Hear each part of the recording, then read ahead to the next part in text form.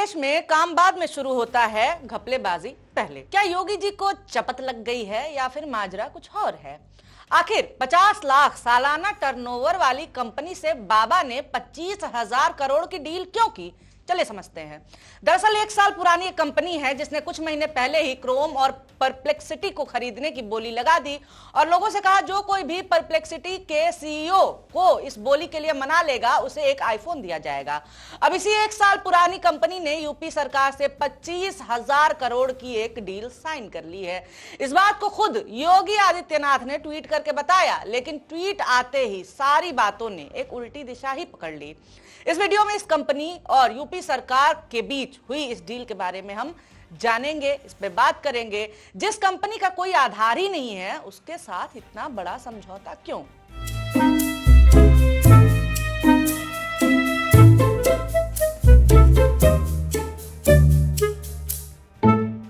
नमस्कार, मेरा नाम है निवेदिता शांडिल्य और आप देख रहे हैं पॉलिटिक्स। ध्यान से सुनिए, मजेदार मामला है जो शुरू होता है योगी आदित्यनाथ के ट्वीट से, जब उन्होंने बताया कि नया उत्तर प्रदेश कृत्रिम बुद्धिमत्ता की शक्ति को अपना रहा है। पुच एआई के साथ 25,000 करोड़ रुपए के समझौता ज्ञापन से राज्य में एआई पार्क, बड़े पैमाने पर data centre infrastructure, AI Commons और एक एआई विश्वविद्यालय आएगा। यह पहल शासन को मजबूत करेगी, नवाचार को बढ़ावा देगी और हमारे युवाओं को भविष्य के लिए तैयार करेगी, अवसर पैदा करेगी। यहीं से कंपनी का नाम जब सामने आया पुच एआई तो लोगों को यह फैसला थोड़ा सा चौंकाने वाला लगा, क्योंकि यह कंपनी तो महज 1 साल पुरानी है। तो इतनी बड़ी डील आखिर कैसे साइन कर दी गई? तो चलिए सबसे पहले इस कंपनी के बारे में ही जान लेते हैं। कंपनी का नाम है पुच एआई और इसके फाउंडर है सिद्धार्थ भाटिया, जिनकी फोटो आप पीयूष गोयल, राजनाथ सिंह और योगी जी के साथ देख सकते हैं। यह कंपनी अपने आप को इंडिया की फर्स्ट एआई असिस्टेंट बताती है। इस कंपनी के लिंक्डइन प्रोफाइल के हिसाब से इस कंपनी में महज 10 लोग काम करते हैं। अब सवाल यह है कि कंपनी काम क्या करती है? चैट जीपीटी और गूगल जेमिनाई के बारे में आपने सुना होगा। ये सब एक एआई मॉडल है। ठीक ऐसे ही ये पुच एआई नाम की कंपनी भी एक एआई ही है। ये भी आपके सवालों का जवाब देती है, जैसे आप लोग चैट जीपीटी वगैरह से सवाल पूछते हैं तो जवाब मिलता है, लेकिन ये व्हाट्सएप और कॉल के जरिए काम करता है। अब यहीं से सामने आता है इस कंपनी का झोल। कंपनी का तो दावा है कि ये एक एआई सेवा देती है, लेकिन इसके पीछे की कहानी कुछ और ही है। दरअसल विवाद का कारण है कंपनी का तकनीकी ढांचा। पुच एआई पर आरोप है कि कंपनी ने खुद कोई मौलिक या अपनी एआई तकनीक विकसित नहीं की है, बल्कि ओपन सोर्स मॉडल पर आधारित सिस्टम को ही अपने नाम से पेश कर दिया है। पुच एआई ने गूगल के जेम्मा मॉडल के बेस पर यह काम किया है। पता नहीं क्यों गलगोटिया इसकी याद आ रही है। जेम्मा दरअसल गूगल डीप माइंड द्वारा विकसित एक ओपन सोर्स एआई मॉडल परिवार है, जिसे 2024 में जारी किया गया था। यह मॉडल हल्का और डेवलपर्स के लिए खुला रखा गया ताकि वे इसे अपने हिसाब से बदलकर नए एआई एप्लीकेशन बना सके। इसका मतलब यह हुआ कि कोई भी स्टार्टअप यदि उसके पास पर्याप्त कंप्यूटिंग संसाधन और इंजीनियर हो तो जेम्मा जैसे मॉडल को लेकर अपना एआई प्रोडक्ट बना सकता है। ऐसी कंपनियां अक्सर खुद से पूरा एआई मॉडल शुरू से नहीं बनाती, बल्कि पहले से मौजूद ओपन सोर्स एआई मॉडल्स को लेकर उन्हें अपने हिसाब से फाइन ट्यून करती हैं। फाइन ट्यून का मतलब कि ट्रेंड कर देना। यह वैसा ही है जैसे किसी गाड़ी का इंजन किसी और का, उसकी बनाने की तकनीक किसी और की, बस आप इंजन को लेकर गाड़ी का बाहरी स्ट्रक्चर अपने यहां बनाकर उसे पूरे तरीके से स्वदेशी बता दें। ठीक ऐसा ही काम पुच कंपनी का भी है। इसीलिए पुच एआई कंपनी पर भी आरोप है कि इस कंपनी के पास अपना कुछ नहीं है और ये बस एक रैपर है, एक खोल है। अब इसके आगे की कहानी और भी दिलचस्प है। ये अपनी एआई सेवा व्हाट्सएप के माध्यम से देती थी और वो भी जैसा कि मैंने बताया जेम्मा मॉडल की मदद से। लेकिन मेटा कंपनी मतलब कि व्हाट्सएप की पेरेंटिंग कंपनी ने जब से अपने प्लेटफॉर्म पर चैटबॉट की दूसरी सर्विसेज को बंद कर दिया, तब से पुच एआई का चैटबॉट यानी कि सवाल जवाब का काम भी बंद हो चुका है। क्योंकि मैंने खुद ही सवाल पूछ करके देखा था। यानी कि कंपनी की टैगलाइन जो कि है कुछ भी हो बस पूछ, फेल हो जा रही है। फेल ही ना है जी, जब ये कुछ भी जवाब ही नहीं दे पा रहा है।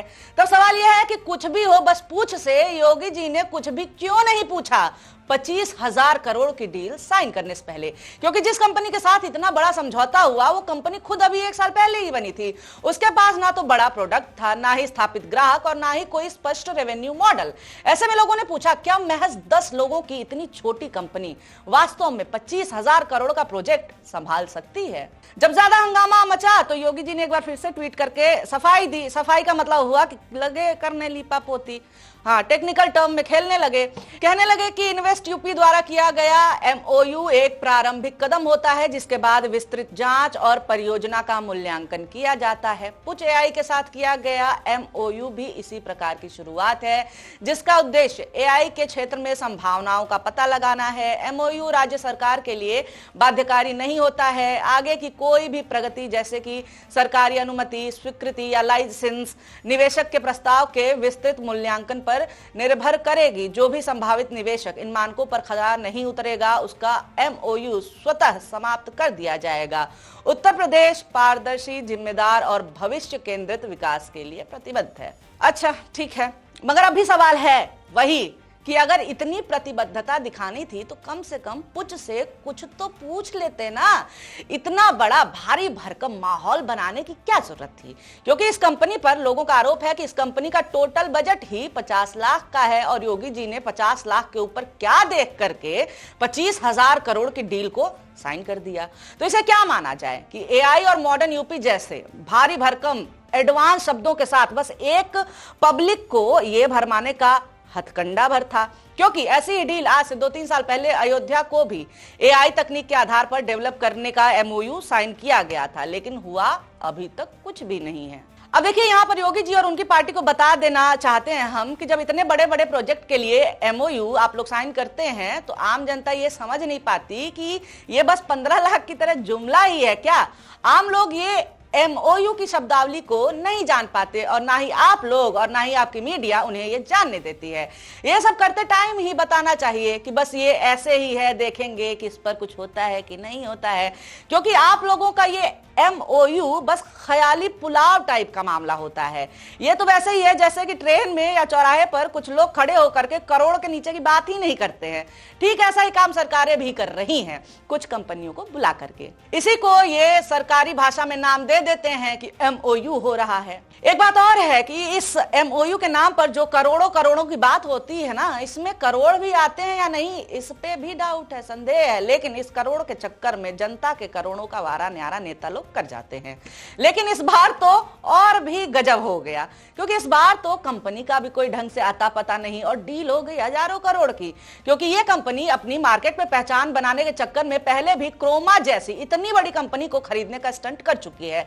तो क्या ये माना जाए कि योगी जी भी इस कंपनी को मार्केट में बने रहने के लिए ये सब कर रहे हैं? ये सवाल तो है ही ना, क्योंकि इस कंपनी के जैसे ही इस बात का कोई ठोस आधार नहीं है।